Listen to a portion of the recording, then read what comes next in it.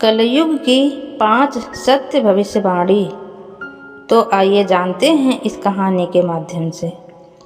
भगवान ने पहले ही क्यों बता दिया था कि कलयुग में लड़की के विवाह में लाखों रुपए खर्च किए जाएंगे। बात उस समय की है जब पांचों पांडवों को वनवास हो गया था। वनवास जाने से पहले पांडवों ने भगवान श्री कृष्ण से पूछा, हे श्री कृष्ण, अभी यह द्वापर युग का अंत काल चल रहा है। आप हमें बताएं कि आने वाले कलयुग की गति क्या और कैसी होगी।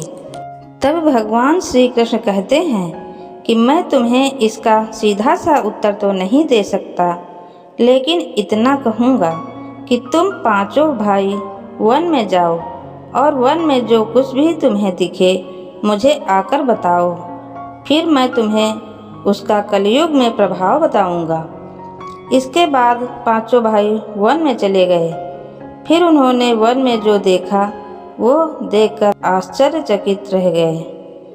आखिर उन्होंने वन में ऐसा क्या देखा और फिर भगवान श्री कृष्ण ने उन्हें क्या जवाब दिया, आइए जानते हैं।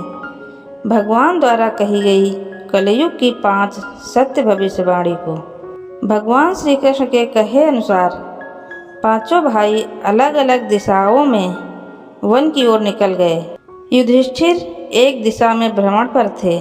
उन्होंने एक जगह पर देखा कि एक हाथी के 2 सूंड थे।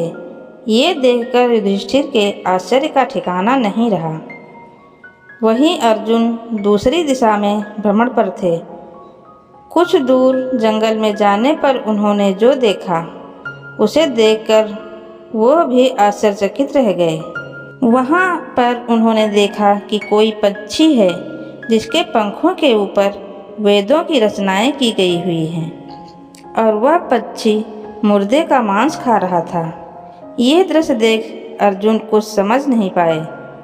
दोनों भाइयों की तरह भीम भी भ्रमण पर गए थे। उन्होंने जो देखा वह भी आश्चर्यचकित रह गए। उन्होंने देखा कि एक गाय ने एक बछड़े को जन्म दिया, लेकिन बछड़े के जन्म के बाद गाय अपने बछड़े को इतना चाट रही थी कि उसका बछड़ा लहूलुहान हो गया। सहदेव भी भ्रमण पर थे। उन्होंने देखा कि एक जगह पर 6-7 कुएं हैं जिसमें पानी है और बीच में एक कुआं खाली है। बीच का कुआं काफ़ी गहरा होते हुए भी उसमें पानी नहीं है। सहदेव को घोर आश्चर्य हुआ और वह सोच में पड़ गए कि ऐसे कैसे हो सकता है। नकुल भी भ्रमण पर थे और उन्होंने भी एक आश्चर्यजनक घटना देखी कि एक पहाड़ के ऊपर से एक बड़ी सी चट्टान लुढ़कते हुए नीचे आ रही है। वह चट्टान कितने ही वृक्षों से टकराकर उन वृक्षों को नीचे गिराते हुए आगे बढ़ रही है, लेकिन विशालकाय वृक्ष उस चट्टान को रोक ना सके।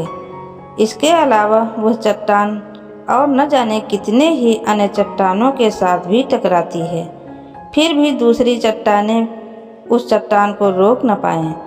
अंत में वह चट्टान एक अत्यंत छोटे से पौधे से टकराकर अर्थात उस छोटे से पौधे का स्पर्श पाते ही ठहर जाती है। इसके बाद पांचों भाई एक जगह एकत्रित हुए और शाम को भगवान श्री कृष्ण के पास जाकर उन्होंने अपने अनुभव श्री कृष्ण जी को सुनाए। सबसे पहले युधिष्ठिर ने कहा, मैंने तो पहली बार 2 सूंड वाला हाथी देखा। ये मेरे लिए तो बहुत ही आश्चर्यजनक था। तब भगवान श्री कृष्ण कहते हैं कि प्रिय पांडवों, अब तुम कल की काल जिस युग में भगवान श्री कृष्ण कल की अवतार लेंगे उस युग की यानी कलयुग की बातें सुनो। तब भगवान श्री कृष्ण ने कहा कि कलयुग में ऐसे लोगों का राज्य होगा जो दोनों ओर से शोषण करेंगे, बोलेंगे कुछ और करेंगे कुछ और, मन में कुछ और होगा और कर्म कुछ और होंगे। ऐसे ही लोगों का कलयुग में राज होगा। पांडवों, तुम कलयुग आने से पहले तक राज्य कर लो। युधिष्ठिर के बाद अर्जुन ने कहा, मैंने जो देखा वह तो कहीं ज़्यादा आश्चर्यजनक था। मैंने देखा कि एक पक्षी के पंखों पर वेदों की रचना वेदों की रचनाएं लिखी हुई हैं, पर वह पक्षी मुर्दे का मांस खा रहा है। तब भगवान श्री कृष्ण कहते हैं कि कलयुग में ऐसे लोग रहेंगे जो बड़े ज्ञानी कहलाएंगे, विज्ञान की चर्चा करेंगे, लेकिन उनके आचरण राक्षसी होंगे। वो बड़े पंडित और विद्वान कहलाएंगे, किंतु ये देखते रहेंगे कि कौन सा मनुष्य कब मरे, कब हमारे सभी रिश्ते नाते मारे और हमारे नाम से संपत्ति हो जाए। भगवान श्री कृष्ण अर्जुन से कहते हैं कि हे अर्जुन, राजनीति के व्यक्ति विचार करेंगे कौन से मनुष्य को मारा जाए और राजनीतिक गद्दी हमारे नाम पर हो जाए। कलयुग के लोग हर जाति धर्म पर प्रमुख पदों पर बैठकर विचार करेंगे कि कब किसका श्राद्ध हो और कौन कब किस पद से हटे और हम उस पद पर चढ़कर बैठ जाएं। चाहे कितने भी बड़े लोग हों, परंतु उनकी दृष्टि धन और पद के ऊपर ही रहेगी। ऐसे लोगों की ही बहुतायत होगी और कलयुग में ऐसे लोगों का ही राजकाज होगा। अर्जुन के बाद भीम ने अपना अनुभव भगवान श्री कृष्ण को सुनाया। भीम ने कहा कि मैंने तो यह देखा कि एक गाय अपने बछड़े को जन्म देने के बाद इतना चाटती है कि बछड़ा लहूलुहान हो जाता है। तब भगवान श्री कृष्ण कहते हैं कि कलयुग का मनुष्य शिशुपाल हो जाएगा। कलयुग में माताओं की अपने बच्चों के लिए ममता इतनी बढ़ जाएगी कि उन्हें अपने विकास का अवसर ही नहीं मिलेगा। मोह माया में ही घर बर्बाद हो जाएगा। किसी का बेटा घर छोड़कर साधु बनेगा तो हजारों लोग उस साधु के दर्शन करने को तरसेंगे, और यदि अपने बेटे ने साधु बनना चाहा तो रोएंगे कि मेरे बेटे का क्या होगा। इतनी ज़्यादा ममता होगी कि लोग अपने बच्चों को उसे मोह माया और परिवार में ही बांध कर रखेंगे। उसका जीवन वहीं खत्म हो जाएगा।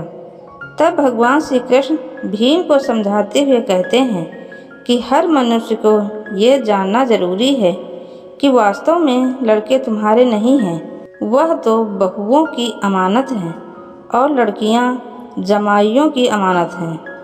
तुम्हारा ये शरीर मृत्यु की अमानत है और तुम्हारी आत्मा परमात्मा की अमानत है। इसलिए तुम्हारा सबसे शाश्वत संबंध को जानना आवश्यक है।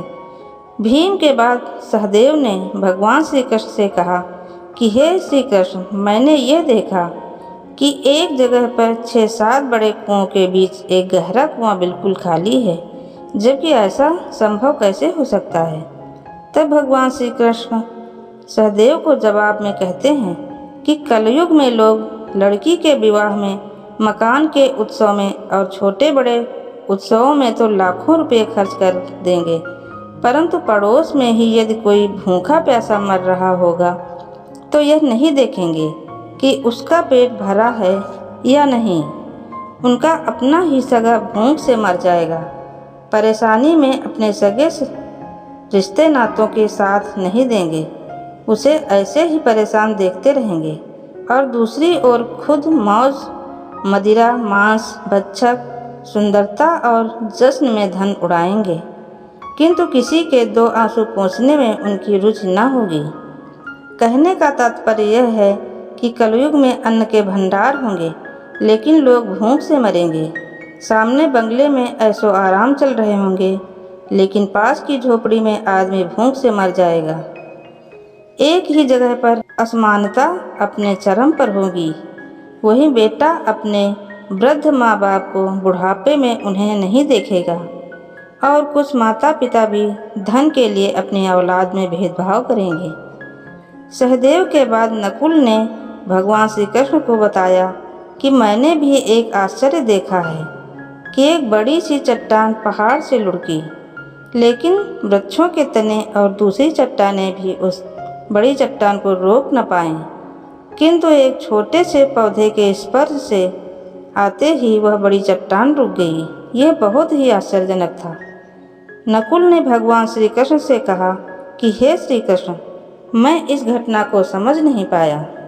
अब आप ही बताएं कि यह कैसे हुआ, आखिर यह कैसे संभव है। तब भगवान श्री कृष्ण मुस्कुराते हुए नकुल से कहते हैं कि कलयुग में मानव का मन इतना नीचे गिर जाएगा कि उसका पतन होगा। निश्चित होगा।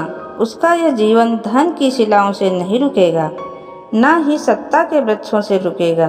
जब मनुष्य अपने जीवन के आखिरी पड़ाव में होगा, तब उसे परमात्मा रूपी अंतर्ध्यान होगा कि उसका पूरा जीवन तो व्यर्थ की चीज़ों की चिंता करने में ही निकला। असली मुक्ति तो हरि नाम है। हरि नाम के एक छोटे से पौधे से ही, हरि नाम के जपने से ही मनुष्य जीवन के समस्त पापों का निवारण होगा और हरि नाम की मोक्ष का द्वार होगा। भक्तों, भगवान में आस्था रखें। मनुष्य का पूरा जीवन एक माया जाल है।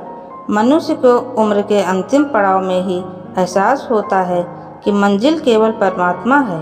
यही पड़ाव पूरे जीवन के कर्मों का लेखा जोखा दिख रहा है। कहानी अंत तक सुनने के लिए आपको दिल से धन्यवाद। अगर वीडियो आपको पसंद आए तो वीडियो को लाइक करें और चैनल को सब्सक्राइब करें।